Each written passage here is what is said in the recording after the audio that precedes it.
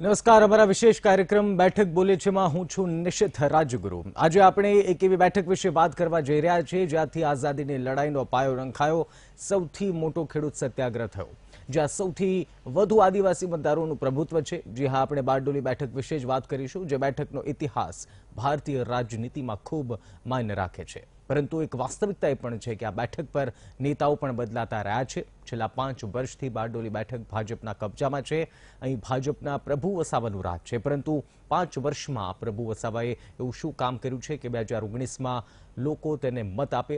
શું પ્રભુ વસાવા લોકોની સમસ્યાનો ઉકેલ લાવી શક્યા છે? આ તમામ મુદ્દે વાત કરતા પહેલા એક નજર એક વિશેષ અહેવાલ પર। સાંભળો છો સાંસદ પ્રભુ વસાવાજી, સાંભળો છો? જરા સામે તો જુઓ। અલા ભલા માણસ, સાંભળો તો ખરા। ઓ પ્રભુજી, આ લોકસભા આવી રહી છે, જરા સામે જુઓ તો ખરા। આ પ્રભુજી તો સામે જોતા જ નથી।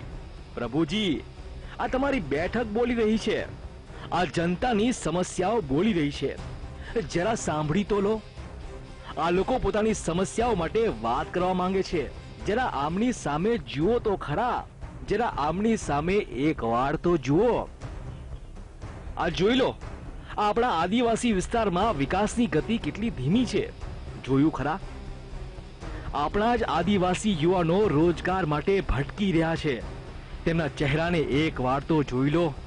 આ આરોગ્ય અને શિક્ષણની સ્થિતિ કેટલી કથળી રહી છે, તમને ખબર છે ખરા? જરા જઈને તો જુઓ।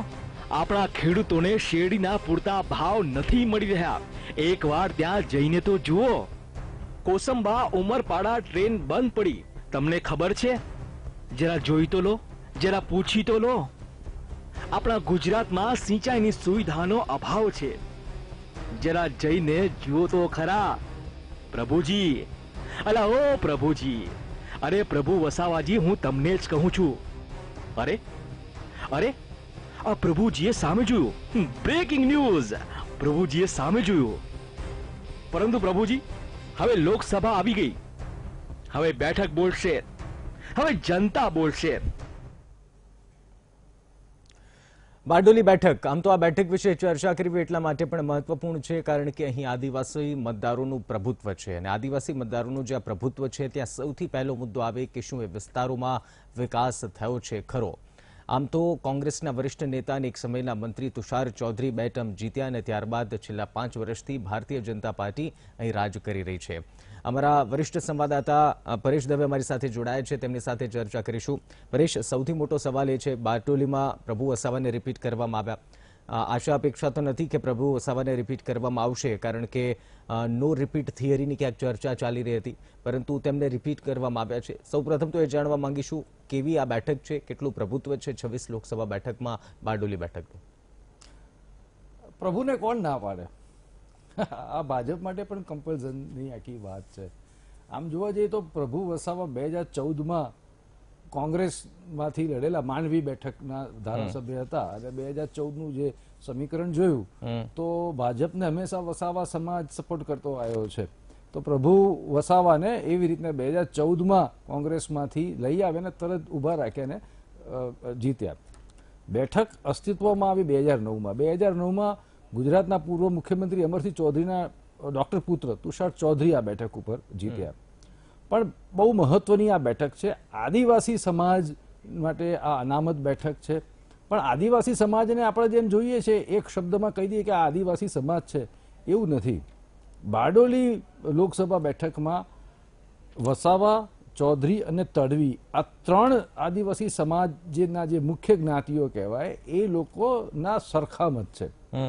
આરંભમાં જ્યારે જે એનું આરંભનું રાજકારણ બારડોલીનું જોઈએ તો એ ચૌધરી નું પ્રભુત્વ હતું, ત્યારબાદ વસાવાનું પ્રભુત્વ થયું, અને વસાવા સમાજ સાથે તળવી સમાજ પણ આખો જોડાયેલો છે। એટલે આખું તો જ્ઞાતિગત બાબત કરીએ તો વસાવા અત્યારે બારડોલી બેઠક ઉપર પ્રભાવિત છે। પણ બીજી એક વાત કરીએ જે 2019ના ચૂંટણીને અસર કરે એવું છે કે આ જગ્યાએથી 2 મંત્રીઓ આપણા ગુજરાતના કેબિનેટમાં છે, એટલે એનું એ રીતના પણ રાજકીય મહત્વ વધારે છે। બીજી રીતના એ કરીએ તો સરદાર પટેલે બારડોલી સત્યાગ્રહ અહીંથી શરૂ કર્યો હતો અને આરંભમાં આ જ્યારે બેઠક માંડવી લોકસભા બેઠક તરીકે જાણીતી હતી. તમે જો શરૂઆતના આપણે ઇતિહાસની વાત કરીએ તો શરૂઆતથી કોંગ્રેસનો દબદબો હતો. માંડવી બેઠક હતી ત્યારે, બિલકુલ, અને માંડવી બેઠક ઉપરથી એમના દિગ્ગજ જે કોંગ્રેસના આગેવાન કહેવાય ચિતુ ગામિત, બહુ મોટું નામ આ બારડોલી વિસ્તારમાં, ચિતુ ગામિત 7 વખત સાંસદ થયા હતા.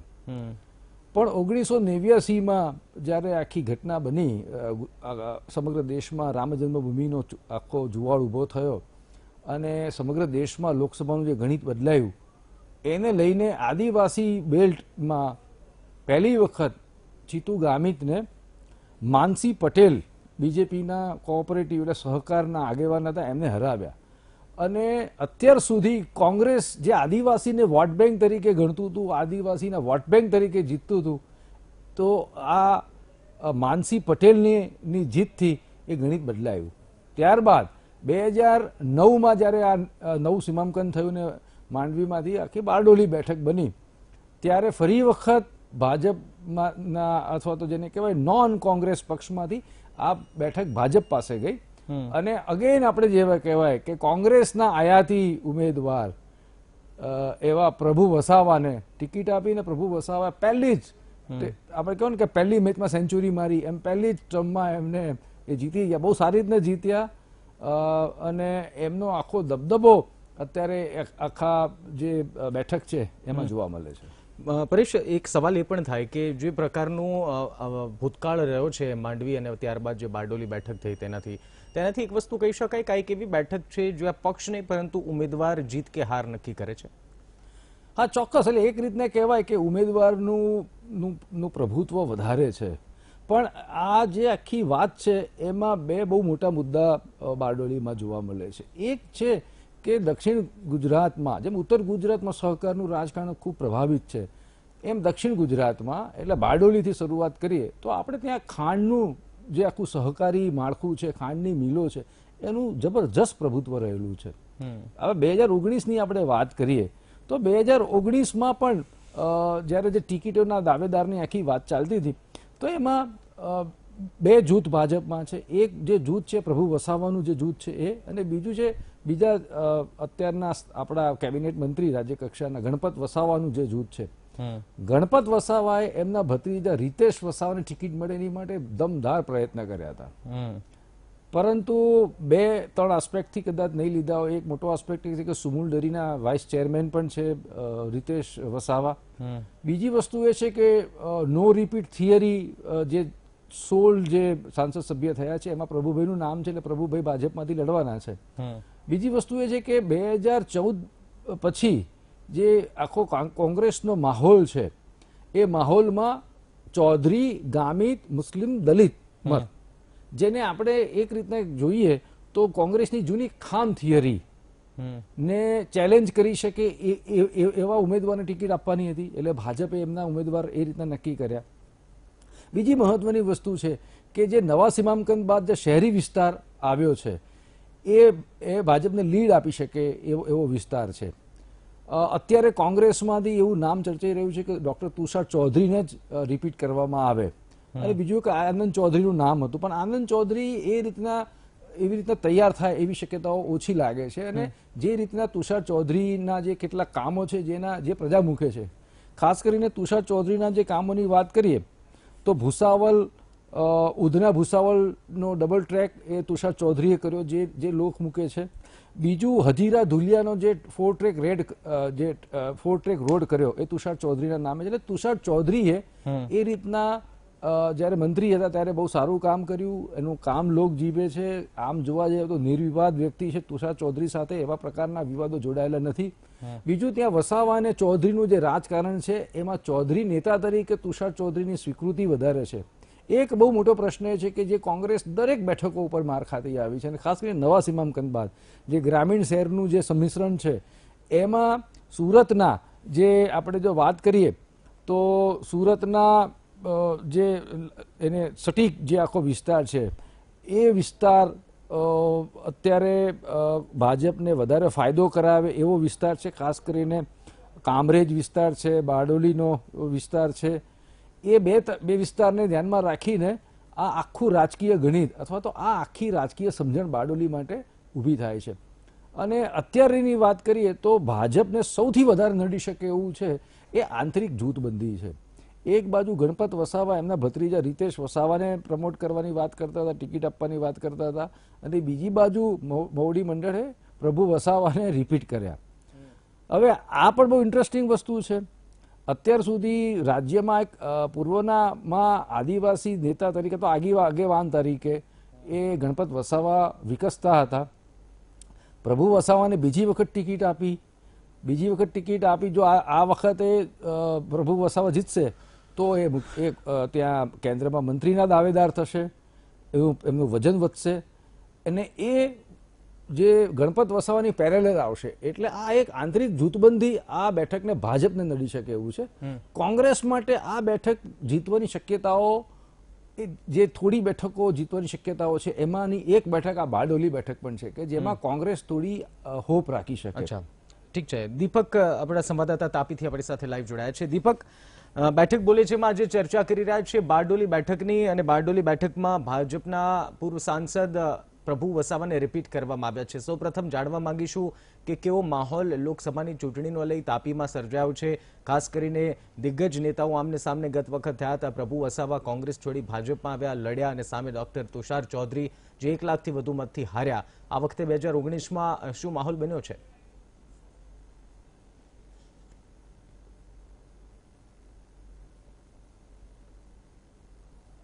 ચોક્કસ જણાવી દઉં નિશ્ચિત બારડોલી લોકસભાની વાત કરીએ તો બારડોલી લોકસભા એ સુરત અને તાપી જિલ્લામાં વહેંચાયેલી છે. કુલ ટોટલ આમાં 7 વિધાનસભા હોય છે.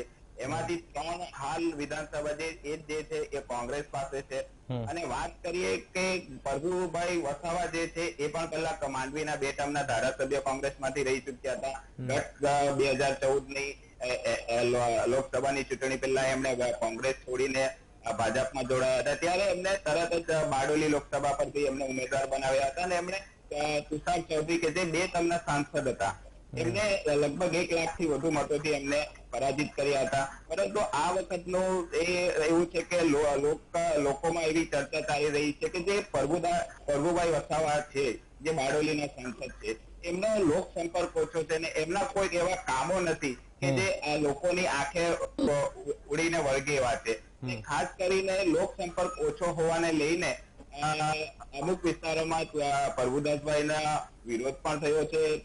છેલ્લા આગલા દિવસોમાં સુરતના જે અમુક પુણા કુંભારિયા એવા વિસ્તારો છે એમાં એમના વિરુદ્ધ બેનરો પણ લાગ્યા છે. એટલે આ વખતે કહી શકાય કે જો કોંગ્રેસ સિટી એરિયામાં જો મહેનત કરશે અને એમનું ત્યાંનું સિટી એરિયાના જે કોંગ્રેસ હંમેશા નબળી જોવા મળી રહી છે શહેરી વિસ્તારોમાં કે ત્યાંનું સંગઠન નબળું જોવા મળી રહ્યું છે, જેના કારણે એ શહેરી મતદારોને આકર્ષવામાં હંમેશા કોંગ્રેસ નિષ્ફળ ગઈ હોવાનું કહેવાનું છે. પરંતુ અહીંના સ્થાનિક તુષારભાઈ એ લોકોનું પણ જણાવવું એવું છે કે 2014ના ઇલેક્શન પછી જયારે મહાનગરપાલિકાનું ઇલેક્શન આવ્યું હતું એમાં જે બારડોલી લોકસભામાં સુરત મહાનગરપાલિકાના 4 વોર્ડ છે એમાં પણ કોંગ્રેસના કોર્પોરેટરો ચૂંટાયા છે.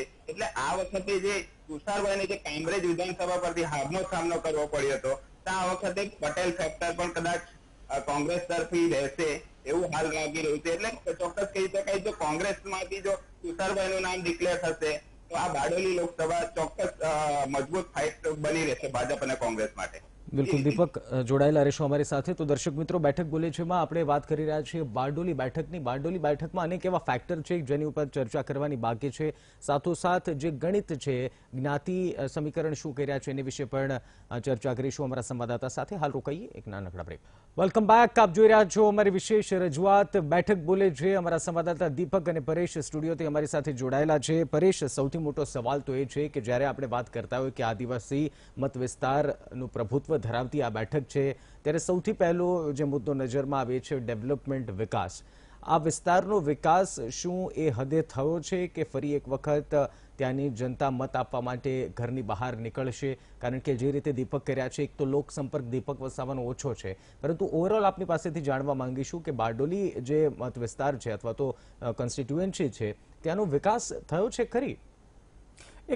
એક આપણે એની આ બારડોલી મત વિસ્તાર એક તાસીર છે કે એનું જે પશ્ચિમ ભાગ છે, જે સુરત શહેરની ઉત્તર અને પશ્ચિમ આવે, ત્યાં એક શહેરીકરણને લીધે, અમદાવાદ બોમ્બે ટ્રેકને લીધે એક એનો વિકાસ થયો છે, કેમ કે સુરત શહેરનો પણ એક વિધાનસભા એના સાથે જોડાયેલી છે.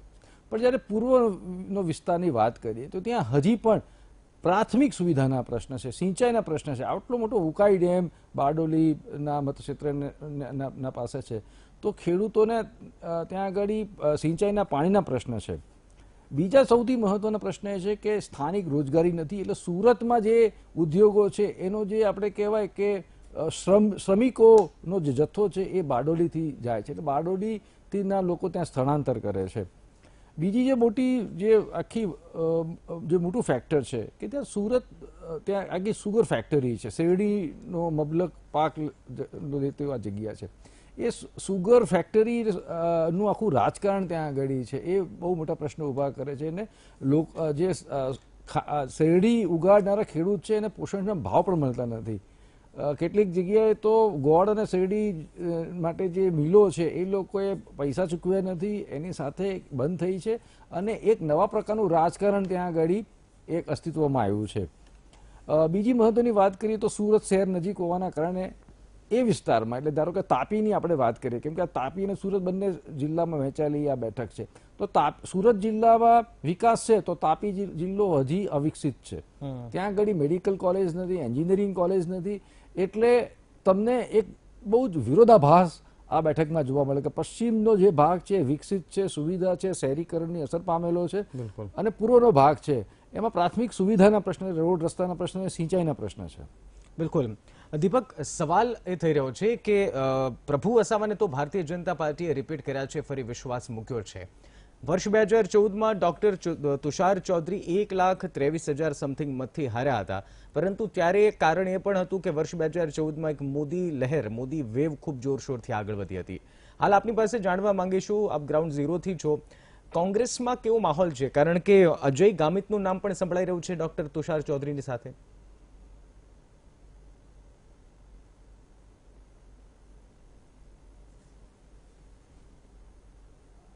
ચોક્કસ જણાવી દઉં, કોંગ્રેસ માટે હાલ જો એકદમ શું કે મજબૂત ઉમેદવાર આપણે ગણીએ તે ડોક્ટર તુષાર ચૌધરી છે. પરંતુ ડોક્ટર તુષાર ચૌધરી 2 ટર્મના એના સાંસદ બી રહી ચુક્યા છે, યુપીએ ગવર્મેન્ટમાં એ મંત્રી બી રહી ચુક્યા હતા, અને તેના કાર્યકાળ દરમિયાન અહીંયા ઉધનાથી ભુસાવલ જે ડબલ ટ્રેકની લાઈનનું કાર્ય થયું હતું, નવા નેશનલ હાઈવેની બી મંજૂરી મળવામાં આવી હતી. એટલે ચોક્કસ કહી શકાય કે જો બારડોલી લોકસભા પર જો કોંગ્રેસ ડોક્ટર તુષાર ચૌધરીને ફરી મેદાનમાં ઉતારશે તો ચોક્કસ આ સીટ પર જો કોંગ્રેસ મહેનત કરશે તો ફરી આ સીટ બારડોલી એ ભાજપ પાસેથી આટકી લેવામાં કદાચ કોંગ્રેસ સફળ બી થશે. એને સફળ થવાનું એક મુખ્ય કારણ છે કે જે શહેરી મતદારો છે એમાં એ લોકો કોંગ્રેસનું કેવું છે કે અમારું શહેરી મતદારમાં જ્યાં નબળું સંગઠન હતું ત્યાં અમે અમારું સંગઠન મજબૂત કર્યું છે, જ્યાં અમારો નબળો દેખાવ હતો ત્યાં અમે અમારો દેખાવ પણ સુધાર્યો છે, અને જ્યાં સારો હતો ત્યાં અતિ સારો દેખાવ કરવાની કોંગ્રેસની નેમ છે. એટલે કહી શકાય કે ડોક્ટર તુષાર ચૌધરી જો પ્રભુભાઈ વસાવાની સામે આવશે તો આ બારડોલી લોકસભા સીટ પર ચોક્કસ શું કે મજબૂત ફાઇટ જોવા મળશે. બિલકુલ. અત્યારે તો પ્રભુ વસાવાને રિપીટ કરવામાં આવ્યા છે અને કોંગ્રેસમાંથી નામ ચર્ચાઈ રહ્યું છે તુષાર ચૌધરીનું. લાગી રહ્યું છે એક ટફ ફાઇટ 2019માં જોવા મળશે. આગળ પણ આ બેઠક વિશે ચર્ચા કરીશું અને ખાસ એ જાણવાનો પ્રયાસ કરીશું કે આદિવાસી મત વિસ્તાર ધરાવતું, પ્રભુત્વ ધરાવતી આ બેઠક છે, ઉમેદવારો વધુ મહત્વ ધરાવે છે પક્ષ કરતા, પરંતુ સવાલ એ છે કે મુદ્દા કયા આધારિત હોય છે ચૂંટણીમાં. ચર્ચા કરીશું એક બ્રેક બાદ. Welcome back. આપ જોઈ રહ્યા છો બેઠક બોલે છે. પરેશ અને દીપક સાથે ચર્ચા કરી રહ્યા છીએ બારડોલી બેઠક વિશે. પરેશ, સૌથી મોટો સવાલ એ છે કે આપણે પહેલા એ ચર્ચા કરી કે પક્ષ કરતા ઉમેદવારોનું પ્રભુત્વ અથવા તો પરિણામમાં સૌથી મોટી અસર એ રહેતી હોય છે. વર્ષ 2014 એટલે કે ગત લોકસભા ચૂંટણીની વાત કરીએ તો એક મોદી લહેર સમગ્ર દેશમાં હતી અને તેનો ફાયદો ભારતીય જનતા પાર્ટીને હરેક સીટ પર, હરેક રાજ્યમાં, હરેક બેઠક પર મળ્યો. પરંતુ આ વખતે કંઈક સ્થિતિ અલગ છે. 2014 કરતાં ઘણી અલગ રીતે જોવાઈ રહી છે 2019 લોકસભા. આ વખતે ખાસ કયા મુદ્દા રહેશે? ખાસ બારડોલીની વાત કરીએ તો કયા એવા મુદ્દા છે જે ચૂંટણી પરિણામો પર અસર કરી શકે છે? બારડોલી બેઠકમાં ખાસ કરીને શહેરી વિસ્તારના અલગ મુદ્દા હશે અને આદિવાસી વિસ્તારના અલગ મુદ્દા હશે.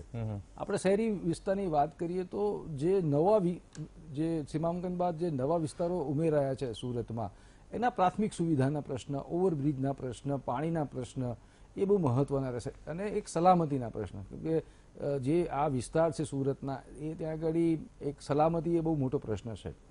ગ્રામીણ વિસ્તાર જેને આપણે આદિવાસી વિસ્તારની વાત કરીએ, પૂર્વનો વિસ્તારની વાત કરીએ, ત્યાં બેઝિક ઇન્ફ્રાસ્ટ્રક્ચરની આપણે જે વાત કરીએ કે એમાં રોડ, રસ્તા, પાણી ને વીજળી એના બહુ મહત્વના પ્રશ્ન રહેશે.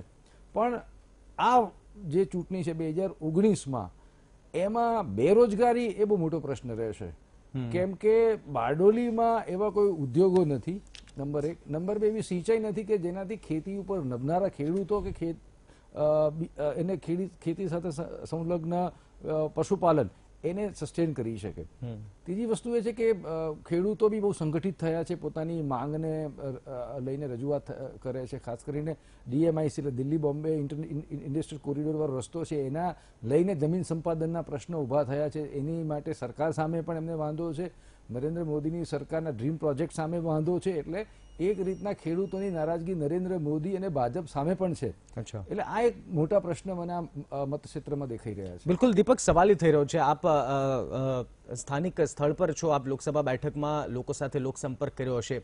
સવાલ એ થઈ રહ્યો છે, એક તો પાણીનો મુદ્દો સૌથી પહેલા બારડોલીમાં જોવાઈ રહ્યો છે, બીજું તો સુમૂલ ડેરી છે, દૂધ ઉત્પાદકોને એવા પોષણક્ષમ ભાવ પણ આપતું નથી.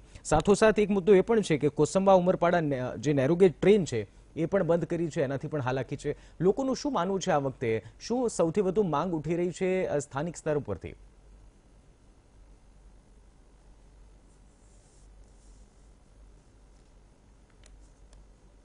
ચોક્કસ જણાય તો બારડોલી લોકસભા મત વિસ્તારની આપણે વાત કરીએ તો બારડોલી લોકસભામાં જે સુરત એરિયા આવે છે, એટલે સુરત થી તમે વાત કરી કે કોસંબાથી ઉમરપાડા જે નેરો ગેજ લાઈન બનશે એના માટે બી વારંવાર માંગ કરવામાં આવી છે કે ફરી ચાલુ કરવા, પણ હાલ પણ એ બનશે. બીજી વાત કરીએ કે ગ્રામીણ ક્ષેત્રમાં એટલે કે તાપીમાં જે 2 વિધાનસભા આવે છે, વ્યારા અને નિઝર.